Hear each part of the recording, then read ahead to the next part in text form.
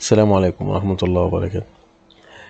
في الشيلد ووتر سيستم، تبريد بالمياه المثلجة، في عندي قانون بيقول لي ان الواحد طن تبريدي محتاج فوليومتريك فلو ريت اللي هو معدل سريان حجمي 2.4 جي بي ام. النهارده موضوعي انا اقول لك القانون ده جه ازاي، وخلي بالك ان شرطه ان يكون فرق درجات الحرارة 10 درجة فهرنهايتي. طب تعالى كده نجيب اساسيات اللي من خلالها طلعت ده. بص كده معايا، اول طبعا حاجة انا بشتغل عليها هو القانون ده، وهو القانون بتاعت كمية الحرارة. الكيو بيساوي الام دوت سي بي دلتا تي. خلي بالك الدلتا تي هنا سيليزيوس، السي بي الحرارة النووية بثبوت الضغط، الام دوت دوت ايه الماس فلو ريت اللي هو معدل السريان الكتلي. تمام، ديت بالكيلو جرام بر سكند، ودي بالسيليزيوس. تطلع لي الوحده هنا بالكيلو وات. شوف انا هعمل ايه عشان اوصل للقانون اللي انا قلت لك عليه. طيب اول حاجه هسيب لك دي كيلو وات زي ما هي ماشي. ده معدل سريان الكتلي اللي هو الماس فلو ريت. لا انا عايز بقى اخليه فوليومتريك فلو ريت. طب بيساوي ايه؟ معدل سريان الكتله بيساوي معدل سريان الحجمي في الكثافه اللي هي الرو. تمام بالشكل ده. لسه برضو مضروبه في السي بي مضروبه في الدلتا تي. الواحده هنا برضو بالكيلو ايه وات. كويس جدا. طيب بص يا ريس بقى، انا عايز ايه؟ انا عايز هنا بدل الكيلو وات اخليها بي تي يو.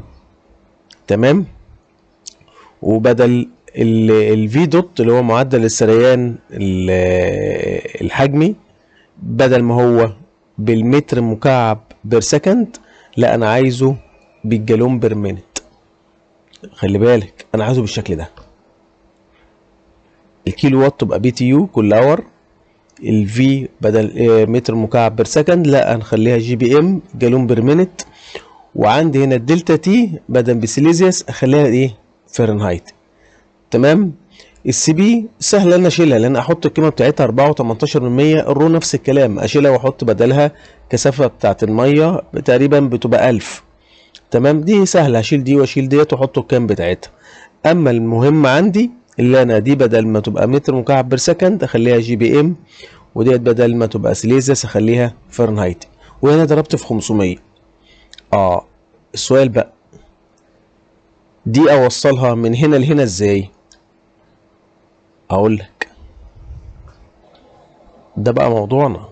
تمام، ومش كده وبس، ده انا بدل ما يبقى بالشكل ده نخليه بالشكل ده. بدل ما بالتيو لكل اور تبقى بالطن التبريدي. تمام، الجي بي ام زي ما هي، الدلتا تي فahrenheit. ال 500 راحت، حطيت هنا 24. الوحده هنا طالعه لي بالطن التبريدي. يعني انت عندك كذا صيغه، الصيغه دي، الصيغه دي، الصيغه دي، الصيغه دي للايه؟ للقدره الحراريه.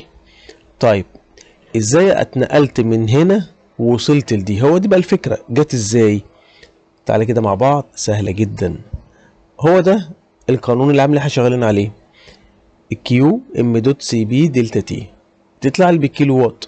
شلت الام دوت بدل ما معدل سريان كتلي اللي هي كيلو جرام بير سكند، لا خليت انا هو ضربت المتر مكعب بير سكند، المعدل سريان اللي هي الحجمي اللي هي الفولومتر فلو ريت، ضربتها ان هو في الدنست اللي هي الكثافه. دي تديني الام دوت. تمام، لسه ما عملتش اي حاجه. طيب تبقى بالشكل ازاي بقى؟ شيل الرو سهله، الكثافه بتاعت الميه قلنا تقريبا 1000، والسي بي 4.18% بالشكل ده. لسه برضو ما عملتش حاجه. الفي دوت متر مكعب بير سكند، الكثافه القيمه بتاعتها، السي بي القيمه بتاعتها، الدلتا لي لسه بسيليزيوس. طيب بص كده معايا بقى، ركز. الكيلو وات عايزها تبقى بالبي تي يو كل اور. المتر مكعب بير سكند عايزها بالجي بي ام. الدلتا تي عايزها بالفرنهايت، اعمل ايه؟ تبقى بالشكل ده. طب جبتها ازاي؟ مش هنألف. بص كده،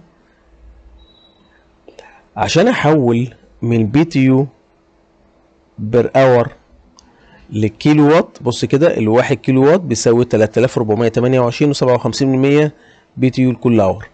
وبالتالي دلوقتي طبعا الكيلو وات هي اللي اكبر. لو عايز احول من الكيلو وات للبي تي يو بضرب، والعكس لما عايز احول من البي تي يو للكيلو وات بقسم. دي طلع لي هنا بالبي تي يو، عايز احولها لكيلو وات يبقى انا بقسم على الرقم ده اللي هو هنا، اللي هو ايه؟ التحويل اللي هو 3428 57%. تمام. نفس الكلام هنا عندي بقى دلوقتي الجي بي ام والمتر مكعب بير سكند. العلاقه بينهم ان الواحد متر مكعب بير سكند بيساوي 15850 و3 جي بي ام. يعني المتر مكعب بير سكند قيمه اكبر. لما عايز احول من جي بي ام للمتر مكعب بير سكند يبقى هقسم الجي بي ام جالون بير مينت على القيمه ديت. تمام. نفس الكلام، بص كده، ال1000 زي ما هو، ال4.18% زي ما هي. الدلتا تي بقى ده انا قسمت على 1.8. اللي التحويل بيقول لي ان الواحد دلتا تي سيليزيوس بيساوي 1.8 دلتا تي فahrenheit. وبالتالي لو عايز احول من الدرجه الفahrenheit للسيليزيوس بقوم قاسم على 1.8. بقت بالشكل ده، بقت سهله خالص. هتعمل ايه؟ تضرب ده في ده. تمام. هنا مقسومه، هتروح الناحيه التانيه مضروبه، هيبقى هضرب ده في ده في ده، وهم قسموا على 1.8، وهم قسموا برضو على 15 850 و3، تطلع لي بالشكل ده. هيطلع لي القيمة تقريبا 501 500 تقريبا في الرينج ده، يعني 500. يبقى البي تي يو نزلتها زي ما هي، جي بي ام، الدلتا تي فahrenheit، ال 4 و18 ده كله طار، اتبقى لي هي بالعملية الحسابية بقت 500. بقى الشكل القانون عندي بالبي تي يو بير اور بالشكل ده، سهلة خالص. بص كده معايا، وصلنا لكده. لا ده انا عايز بقى اوصلها ايه؟ حاجة تانية. عايز دي بالطن التبريدي. تمام. تبقى بالشكل ده، طن تبريدي. انت ضربت في 12000 ليه؟ هقول لك ان الواحد طن تبريدي بيساوي 12000 بي تي يو. تمام. يعني لو عايز احول من الطن التبريدي للبي تي يو بقوم ضارب في كام؟ هي الاكبر، بقوم ضارب في 12000. تمام. الجي بي ام زي ما هي، التمبريتشر ديفرنس زي ما هي، ال 500 زي ما هي. تمام. يعني هتبقى دلوقتي في الحاله دي اودي ال 12000 الناحيه الثانيه، يبقى 500 على 12000 هتبقى بالشكل ده. جي بي ام زي ما هي، تمبريتشر ديفرنس زي ما هي، ب 500 على 12000. لا يا عم انا عايز بقى اتخلص من ال 500 ديت، هم هنا قسم على 500 هنا 500، هتبقى لي هنا 24. يبقى شكل القانون في النهايه بيقول لي الطن التبريدي بيساوي جي بي ام في التمبريتشر ديفرنس بفahrenheit على 24. بص كده معايا، ايه دي؟ انت طلعتها 2.4 ليه؟ بقول لك هنا وات اف، يعني في حالة لو الطن التبريدي بيساوي 1، يعني الواحد طن تبريدي يديني 2.4 جي بي ام. شفت اللي احنا كنا جايبينها في الأول خالص وبنقول هي جت ازاي وجت منين والكلام ده، ان الواحد طن تبريدي محتاج 2.4 جي بي ام، جالون بير مينت. شفت دي الحتة الصغيرة دي جاية من قانون كبير خالص، بس احنا قعدنا بقى حولنا من الكيلو وات للبي تي يو للطن التبريدي ووصلناها بالشكل ده. عشان تيجي تقول دي جت ازاي، جت بالطريقة اللي احنا قلنا عليها وبالخطوات ديت. بس 1 طن تبريدي بيساوي 2.4 جي بي ام في حالة ايه؟ في حالة ان التمبريتشر ديفرنس بيساوي 10 درجة فahrenheit. يبقى 2.4 على 10 يعني 2.4. وفي حالة لو 1 طن تبريدي. اتمنى طبعا انا اتكلمت في الموضوع ده نتيجة ان مثلا بيبقى في بعض الناس بيسألوني في حاجة زي كده، ليه الواحد طن بيساوي 2.4 جي بي ام. فلما بلاقي الموضوع كويس ومفيد، والاقي فيه نقدر نعمله برزنتيشن مختصر ازاي جت ويبقى ريفرنس لينا موجودة على الانترنت. لو في حالة لو انا محتاج اعرف ان الرقم ده جه ازاي وليه وصل بالشكل ده وايه الشكل الاساسي بتاعه، تمام، فيبقى حاجة كويسة. طبعا اهم حاجة ده القانون الاساسي بتاعي اللي انا شغال عليه، القانون بتاع القدرة الحرارية، كيو بيساوي الام دوت سي بي دلتا تي. تمام. اتمنى تكون المعلومة وصلت. وفي حاجة اخيرة، لما بنحط حاجة على الانترنت وعلى الصفحة عندنا على اليوتيوب ونشوف فيها تفاعل وكومنتس كتير، الناس بتتفاعل معاها، او برضو عدد المشاهدات، ده بيحمس الواحد ان هو يتعمق في الموضوع اكتر ويحط تلخيصات اكتر في النقطة ديت ويزود فيها كمان. تمام. طبعا لما بلاقي الموضوع مثلا الواحد بيعرض موضوع ما كانش فيه مشاهدات كتير، بعرف ان الموضوع دوت ما يهمش الناس اكتر، بس الواحد المهم اللي هو عمل ريفرنس ليه موجود. بس لو بيبقى فيه ناس محتاجة فيه اكتر، بنضطر ان احنا بنعمل له حلقات تانية وبنزود في المعلومات وبنكمل. لو مثلا كورس وبدأنا فيه مثلا محاضرة ولقينا الدنيا كويسة فيه، فاحنا بنزود وبنكمل فيه. احلى حاجة الواحد بيعملها والله الواحد بيبقى مبسوط جدا.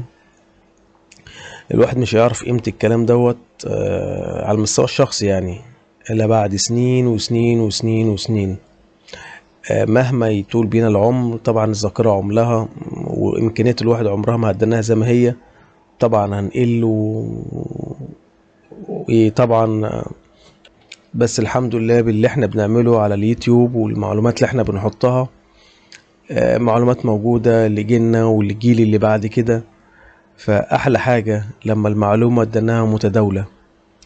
الواحد يعيش مهما يعيش، صعب اللي انت كل يوم تطلع وتفيد واحد ولا اتنين، بس باللي احنا بنعمله. وانا ببقى مبسوط جدا لما بحط داتا واجي بعد 3-4 سنين الاقي ناس بتسألني فيها، ممكن اكون انا نسيتها اساسا، بس الحمد لله وجودها كمرجع موجود على النت بيهون عليا. وطبعا ببقى مبسوط جدا. بقول لك انا الموضوع ممكن اكون نسيته والمعلومات ممكن اكون نسيتها، بس الحمد لله ليها ريفرنس على النت. حتى لو انا نسيتها، انا كاحمد بدوي اخش وايه وراجعها تاني. احلى حاجه احلى حاجه اللي انت تسيب معلومه غيرك يستفاد بيها، وانا كمان انا بستفاد بيها لان باجي مع الوقت وبنساها كمان. شكرا جدا. اتمنى الافاده للجميع. السلام عليكم ورحمه الله وبركاته.